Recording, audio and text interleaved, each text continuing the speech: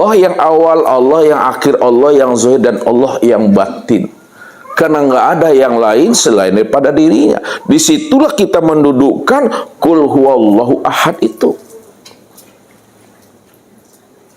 Namun bagaimana kisahnya Musa itu dalam hal ini? Menyaksikan, memandang, dan melihat Tuhan. Kalau kita sudah paham dan mengerti hanya Dia cuma yang wujud, hanya Dia cuma satu-satunya, tidak ada yang awal melainkan Dia, tidak ada yang akhir melainkan Dia, tidak ada yang batin melainkan Dia, dan tidak ada pula yang zahir melainkan Dia.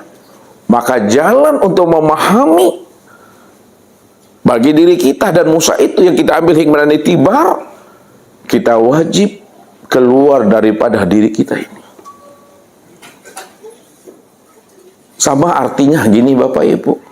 Kalau Bapak Ibu ingin melihat dan menyaksikan bentuk dan rumah Bapak Ibu, maka Bapak Ibu keluar dari rumah itu. Ketika Bapak Ibu keluar dari rumah, maka jelaslah bentuk dan rupa rumah Bapak Ibu itu yang sebenarnya. Itu maknanya.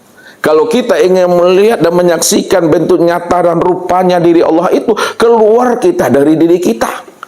Bahasa ustadznya, lena mua Bapak Ibu berhenti jadi orang. Tuh itu mah. Ini pesan Nabi kepada kita. Innakum lan tara rabbakum hatta tamutu. Kamu tidak akan pernah mampu dan bisa melihat dan menyaksikan Allah itu. Walaupun Allah itu wujud dan bersifat, walaupun Allah itu awal, akhir, zahir, dan batin, hanya Dia segala-galanya, dan segala-galanya itulah nyatanya akan dirinya. Lan tara rabbakum. Kamu tidak akan pernah mampu dan bisa memandang, melihat, dan menyaksikan wujud Allah itu hatta tamutu, sehingga kamu benar-benar keluar dari dirimu. Benar-benar kamu itu dikatakan almarhum dan almarhumah. Jadi orang yang dikatakan almarhum dan almarhumah itu orang yang bagaimana tuh Bapak Ibu? Orang yang hidup atau orang yang mati? Orang yang mati di dalam hidupnya, bukan orang yang mati dalam kematiannya. Itu masih sase tuh Bapak Ibu. Ya. Makanya orang yang mati dalam kematiannya belum tentu dia bisa melihat dan memandang Allah itu. Ini yang diingatkan Rasul kepada kita. Mutu qabla an tamutu wa man arada ayyanzurul mayit yamsi wajhi alal ardi falyanzur ila Abi Bakr. Matikan dirimu sebelum dirimu mati. Dan siapa yang ingin dan berkehendak melihat, memandang, dan menyaksikan bangkai berjalan di muka bumi ini, falyanzur ila Abi Bakr. Maka pandang dan lihatlah kepada Abu Bakar. Abu Bakar itulah orang yang pandai mati, dan Abu Bakar itu pula orang yang pandai hidup. Kenapa? Karena dia mau keluar dari dirinya. Dia mau keluar daripada keakuan dirinya yang merasa wujud dan bersifat itu. Maka prosesnya Nabi Musa kalamullah, ingin melihat, memandang, dan menyaksikan Allah itu tidak bisa dengan akal, logika, dan rasio. Karena Ustadz katakan apa? Tajam pun logika kita, cerdas pun kita, berlian pun akal dan pikir kita, tidak mampu memandang dan menyaksikan Allah. Kecuali kita mau keluar dari diri kita, barulah kita bisa memandang dan menyaksikan Allah. Ini yang disebut namanya proses fana. Ini yang dikatakan proses mati. Man arafa nafsahu bil mauti faqad arafa rabbahu bil hayati.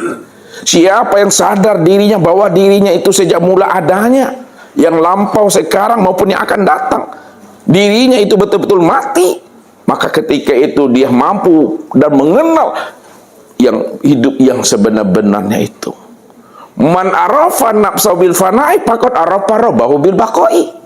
Siapa yang sudah mengenal akan dirinya bahwa dirinya itu fana, disitulah dia mengenal yang bako dan yang wujud itu hanyalah Dia semata-mata.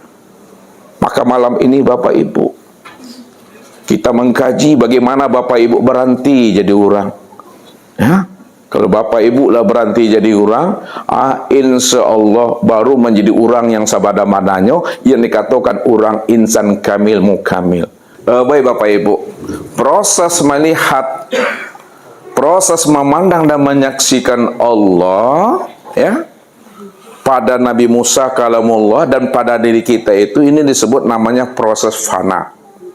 Ya, sebab apa? Man arafa nafsahu bil fana'i faqad arafa rabbahu bil baqa'i.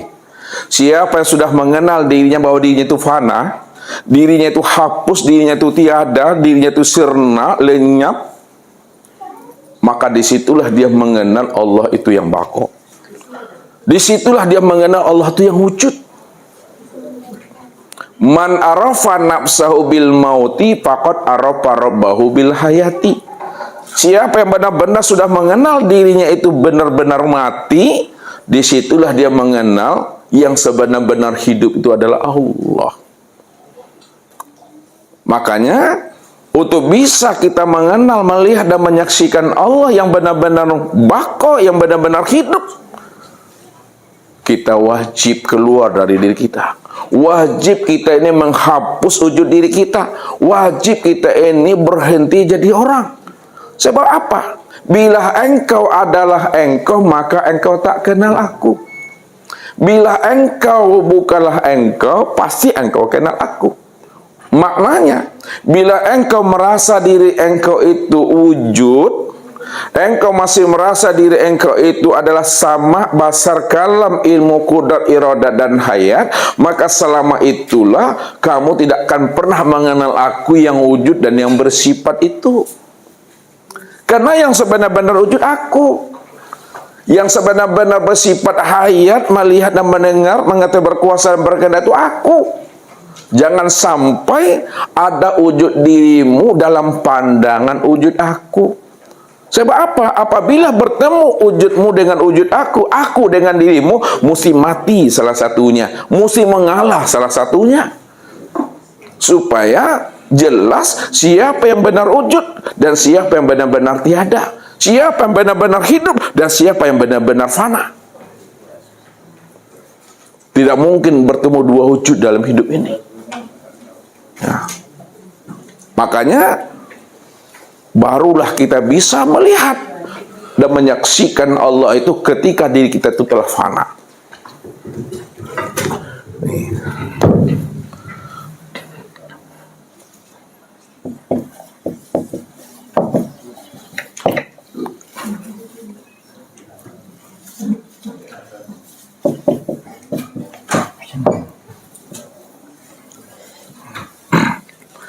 Jadi jalan untuk melihat dan menyaksikan Allah itu mesti prosesnya adalah fana.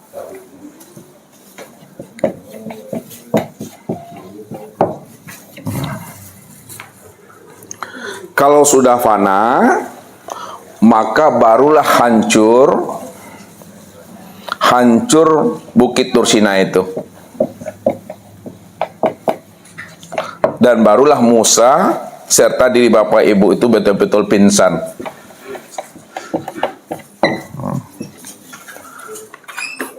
Ya, kalau udah fana, Bukit Tursina itu akan hancur, serta Musa dan kita itu benar-benar pingsan.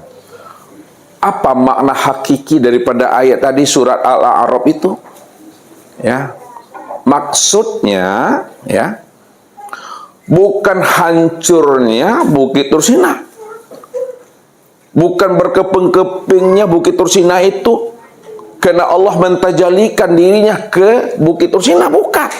Bukit Tursina ini Bapak Ibu sejak sononya sampai sekarang kokoh juga berdiri di Mesir itu, di Sinai itu, tak pernah hancur, kokoh dia. Musa pun tidak pernah pingsan. Kalau Bukit Tursina itu tidak hancur, kokoh dari sejak dahulunya, Musa itu ada sampai sekarang. Lalu apa maksud daripada firman Allah, ja'alahu dakka wa khara Musa sa'iqa? Ketika Allah mentajalikan dirinya, menampakkan dirinya ke Bukit Tursina hancur, Musa pun pingsan. Makna yang sebenarnya itu bukan hancurnya bukit, bukan pingsannya Musa. Akan tetapi hancurnya Bukit Tursina itu makna yang sebenarnya hancur dalam pandangan hati, lebur sirna dalam pandangan hati. Inilah pesan yang disampaikan Allah melalui nabinya. Zohirun Rabbi fi batni abdi. Nyatanya aku, kata Allah, pada langit dan bumi, pada gunung, pada Bukit Tursina itu nyatanya aku itu dalam pandangan hatimu. Maknanya, hapuskan Bukit Tursina dalam pandangan hati. Lenyapkan sekalian alam dalam pandangan hati. Kalau sudah hapus Bukit Tursina dalam pandangan hati, sudah hapus sekalian alam dalam pandangan hati, itu maknanya bahwa Bukit Tursina dan alam ini telah hancur, Bapak Ibu. Jadi kalau Bukit Tursina namanya hancur.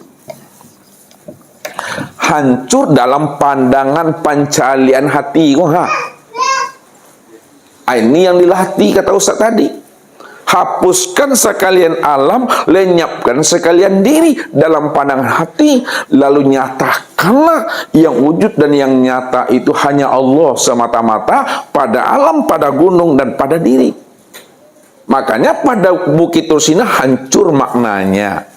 Kalau pada Musa dan diri Bapak Ibu, jangan digunakan dan dipakai makna kata hancur. Ya, kalau kita bukan hancur makna yang tepatnya. Makna yang tepatnya bagi dari Bapak Ibu itu adalah pingsan.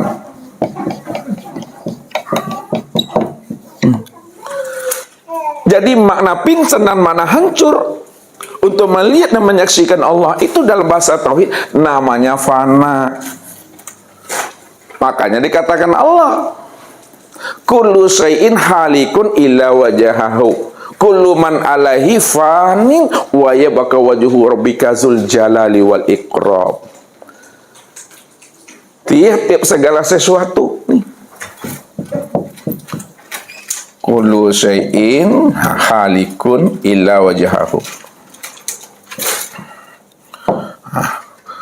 Kullu man alaiha fanin wa yabqa wajhu zul jalali wal ikram.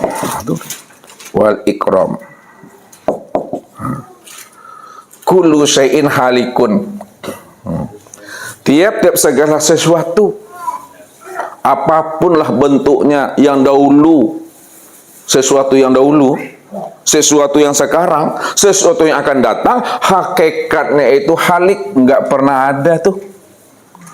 Ya, yang ada itu dari sejak dulunya, sekarang maupun yang akan datang itu illa wajahahu, yang ada cuma zat semata-mata, hanya Dia cuma yang ada. Makanya dikatakan Allah, kullu man alaiha fani. Tiap-tiap segala yang ada itu hakikatnya fana, nggak pernah ada.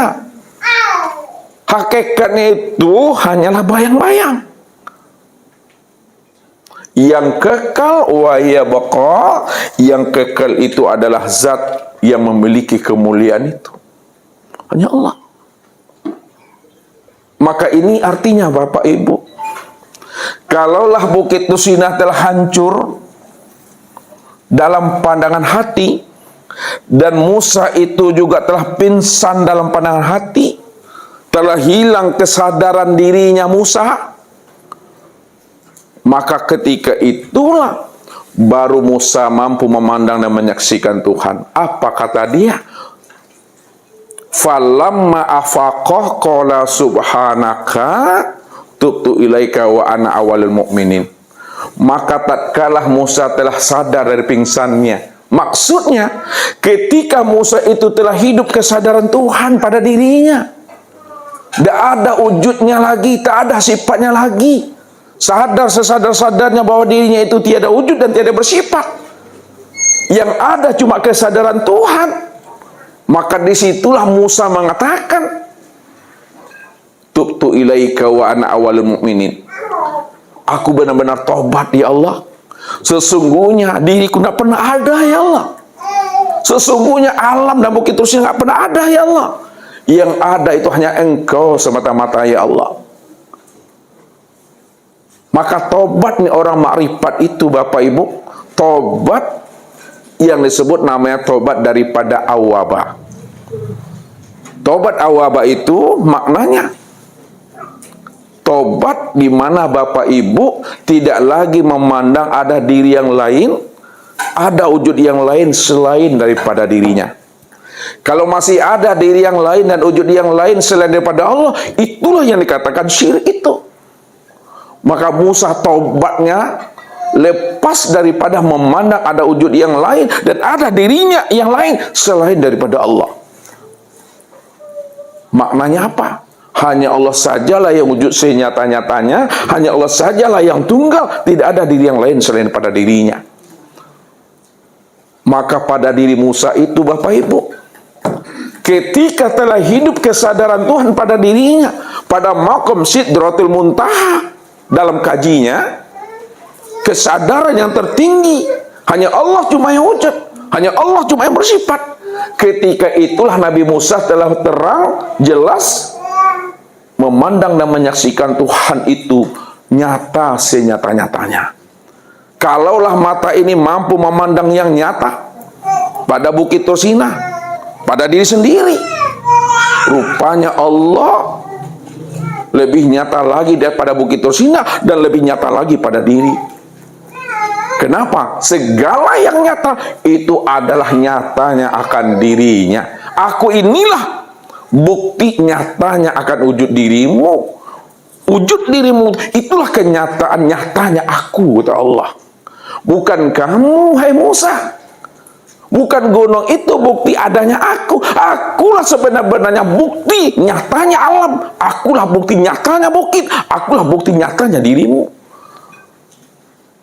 Karena aku cuma yang ada pada segala yang ada ini.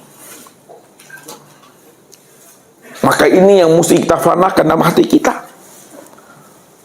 Baru terlihat Allah itu. Amanah yang mesti kita fanakan di dalam hati ini pada diri kita Bapak Ibu, supaya nyata dan terang. Ya. Ini yang kita coba meniliknya ke dalam. Kalau dalam alam kan tadi, hapuskan sekalian alam.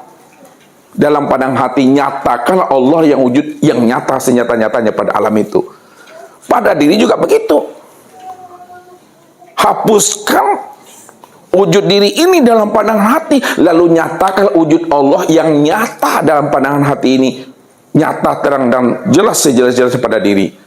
Sekarang mana yang diri Bapak Ibu itu yang sesungguhnya? Nah, lihat.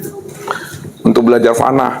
Nah, diri Bapak Ibu ini, ya, ini yang disebut namanya ada tubuh.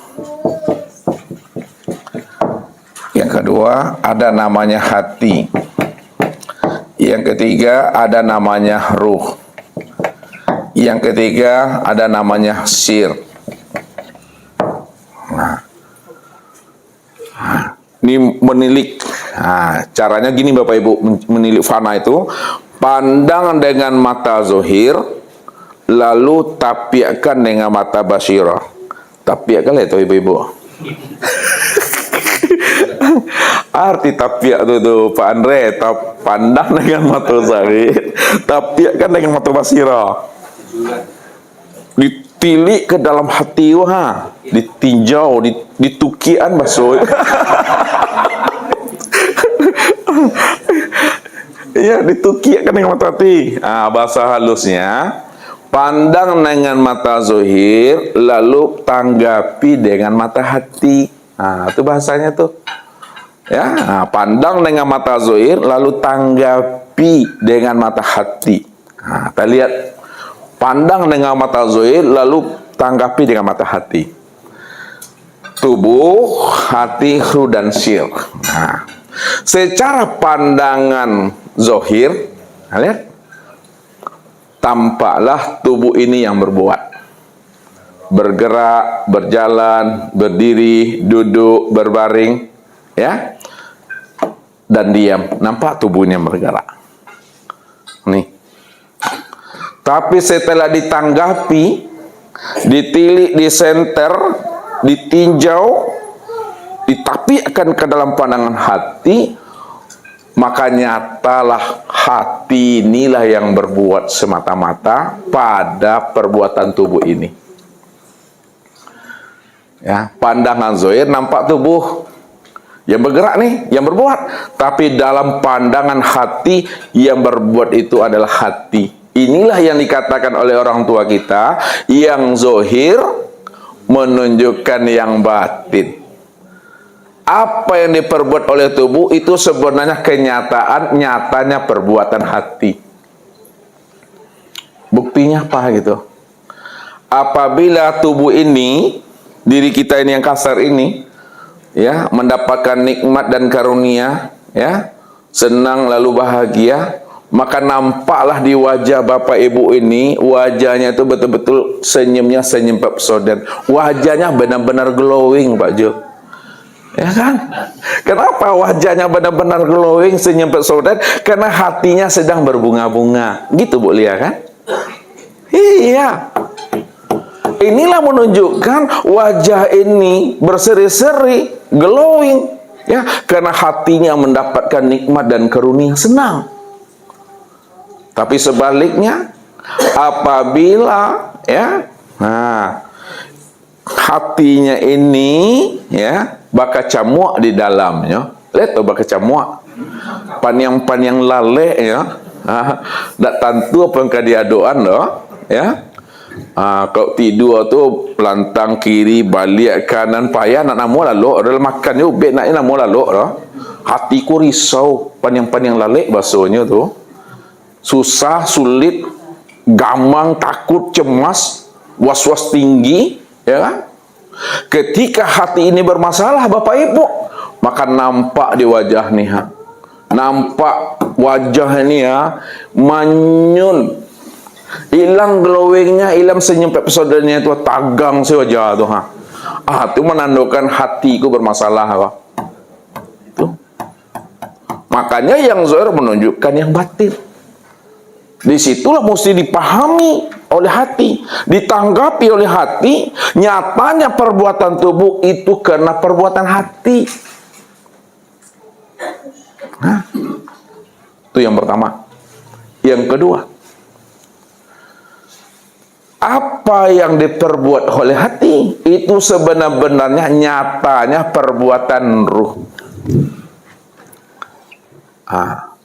Apa yang diperbuat oleh hati itu sebenarnya nyatanya perbuatan ruh.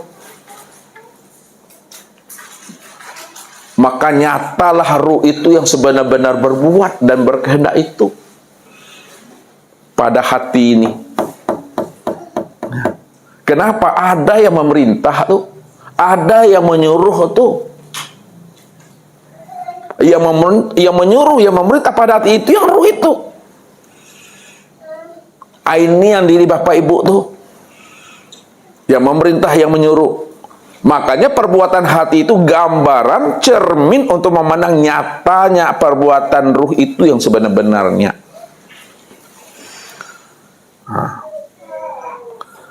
Kemudian tilik lagi ke dalam Bapak Ibu. Apa yang diperbuat oleh ruh itu sebenarnya nyatanya perbuatan sir, rahasia. Apa yang dikehendaki oleh ruh, apa yang dikehendaki oleh jiwa, apa yang dikehendaki oleh diri, itu sebenarnya nyatanya perbuatan kehendak daripada sir. Sir inilah sebenarnya yang berbuat tuh. Sir inilah sebenarnya yang berkehendak itu.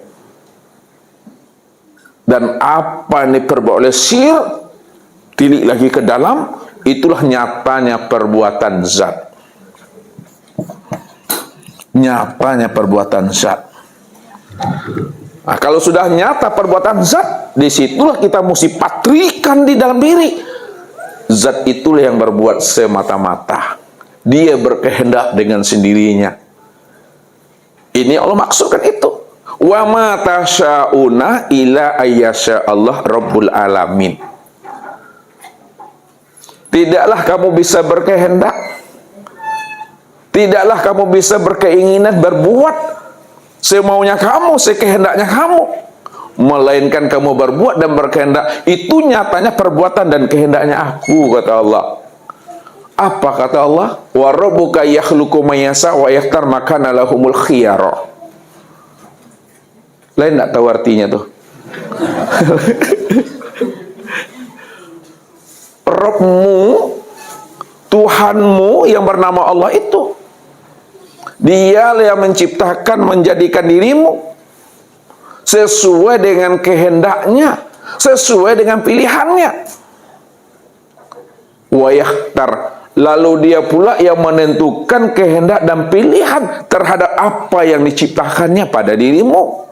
Maka nalamul khiyara, pilihan dan kehendakmu tak berlaku bagi pilihan dan kehendak aku, tapi pilihan dan kehendak akulah yang berlaku bagi dirimu. Maka kita ini hidup sebenarnya mesti mengalir mengikuti kehendak dan maunya Allah. Jangan hidup itu sunsang, Bapak Ibu. Kalau hidup itu sunsang, Bapak Ibu, ya, panjang-panjang lalek, waktu dipastikan tu capek tu nyawa beko. Ya, banyak tumbuh uban di kepala tu mah. Uban ke tumbuh aja, jangan ditambah-tambah aja uban tu. Karena memikir-mikirkan apa yang tak terpikirkan. Hiduplah mengalir mengikuti maunya dan kehendak Allah itu. Artinya apa? Hidup kita itu mesti sami'na wa ta'na. Berseluncur silah hidup itu leh. Jangan sungsang hidup itu kepada Allah. Maknanya apa? Jangan Bapak Ibu ingin ngatur-ngatur Tuhan. Ya? Jangan ingin ngatur-ngatur Tuhan. Kadang kita salahnya di situ, Bapak Ibu. Di dalam berdoa kita memohon kepada Allah, menyerahkan hidup, menyerahkan urusan diri kepada Allah. Tapi di sebalik doa itu kita ingin ngatur Tuhan tuh. Aku maunya seperti ini ya Allah. Aku maunya seperti ini ya Allah. Tidak ngatur itu dah. Padahal tadi dah yakin betul dengan Allah tuh. Allah Maha tahu, Allah Maha segala-galanya. Sampai menangis-nangis kita tuh, ya. Tahajud tak lepas-lepas, tapi di balik itu aku maunya seperti ini ya Allah. Dah tu nak ngatur Tuhan dah tu dah.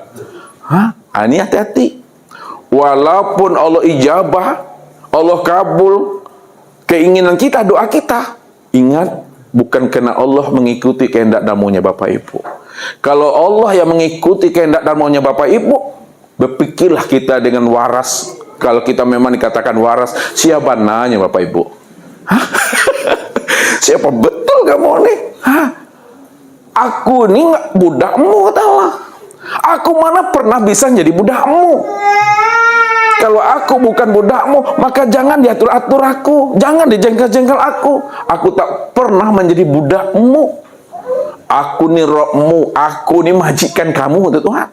Kamu yang budakku. Kamu itu yang mesti mengikuti kehendak dan maunya aku, kata Tuhan. Jadi kalau Allah mengabulkan doa Bapak Ibu, bukan keinginan Bapak Ibu di situ berlaku. Tapi Allah mengabulkan doa kita, masa dan waktu yang telah dijanjikan Allah itu sudah sampai. Makanya menunggu datang sampainya waktu itu memang gampangnya waktu. Rusuhnya tuh. Pada buah darah di dado itu berkucak iman di dalam hati itu, ya. Mungkin ada yang nak ngerti itu. Apa dia silah? Ustaz yang ngerti serang. Ya. Artinya apa? Tahukah Bapak Ibu kapan waktu dan ketetapan itu Allah tentukan kepada diri kita, kita menjadi orang yang sukses dan jaya dalam hidup ini? Ya. Tidak tahu kan? Karena kita tidak tahu, itulah sebenarnya hati itu harap-harap cemas. Makanya kita itu mesti fakir kepada Allah tuh. Nah, jangan sok tahu. Atuh sok tahu itu. Apa kata kata Allah, wallahu ya'lamu wa antum la ta'lamun. Aku ni Allah Rabbmu. Aku ni maha segala-galanya. Aku ni maha tahu. Karena akulah yang menjadikan kamu, lalu aku pula yang merancang, menentukan pilihan yang berlaku untuk dirimu, kata Tuhan. Kalau aku ni maha tahu sebagai Rabbmu, maka kamu jangan sok tahu. Jangan sok lebih tua pula daripada aku sehari. Sehari aja Allah tak mau. Karena Allah tu apa? Allah tu pencemburu sangit. Tak mau Allah tu disanding-sandingkan dirinya tu dengan yang lain. Ya, makanya aku maha tahu, kamu jangan sok tahu, kata Tuhan. Nah, jadi kalau kita tidak tahu, maka hidupnya kita itu mengalir ngikuti maunya Allah aja, patuh si nyawa. Jadi orang penuri si nyawa, insya Allah berseluncur si duit tu mah. Ya. Tapi kalau mencoba menantang arus, silahkanlah, kata Allah. Ya, kalau tidak bergejol batin tu basi hampir nyawa tu mah. Enggak lama tu ngecik seorang sih tu mah, dan orang kan kilometer 7 balik tu kan. Itu mesti pahami. Ya, jadi ketika sudah kita pandang dengan mata zahir dan sudah kita tilik dalam pandangan hati, apa yang diperbuat tubuh itulah nyatanya perbuatan hati, apa yang dibuat hati itulah nyatanya perbuatan ruh, apa yang diperbuat ruh itulah nyatanya perbuatan sir, dan apa yang diperbuat sir itulah sebenar-benar nyatanya perbuatan zat. Ini disebut namanya proses, namanya tarki, namanya Bapak Ibu. Nah, tarki itu memandang dari bawah ke atas. Nah, setelah kita lakukan proses tarki, lalu lakukanlah proses tanazul. Tanazul itu memandang dari atas ke bawah lagi. Apa yang diperbuat oleh zat. Nah, ini lihat.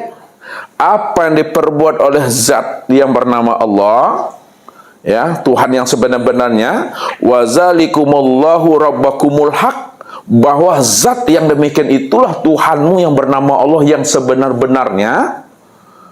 Apa yang diperbuat zat itu betul-betul nyata pada sir, maka kelihatanlah sir ini yang berbuat. Kelihatan.